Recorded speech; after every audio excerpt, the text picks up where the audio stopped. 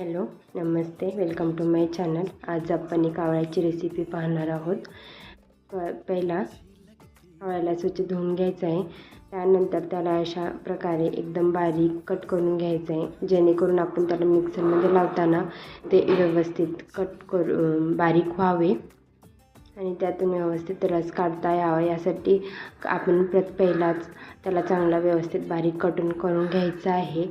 त्यानंतर इथे आम्ही मिक्सर घेतला आहे. त्या मिक्सरमध्ये आम्ही जो कट केलेला हा आवळा आहे तो आपण घालायचा आहे. इथे तुम्ही छोटा हात बघू शकता, तो ऋतूचा आहे.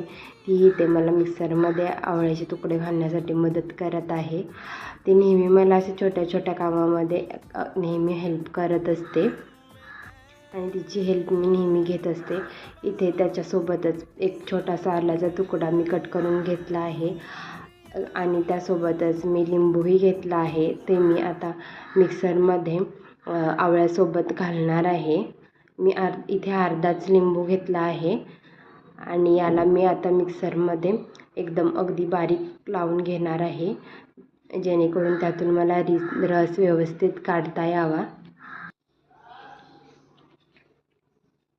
मिक्सरला लावल्यानंतर मी एकदा पाहिलं की नेमकं कसं ग्राइंड झालं आहे. तुम्हाला वाटलं की थोडंसं व्यवस्थित नाही झालं तर थोडं पाणी घालून घ्या किंवा न पाणी घालताही करू शकतो. मला इथं वाटलं की थोडं पाणी कमी येणार, त्यामुळे मी थोडंसं पाणी घातलं आणि अशा प्रकारे मी त्याचा रस आणि चोथा वेगळा वेगळा करून घेतला.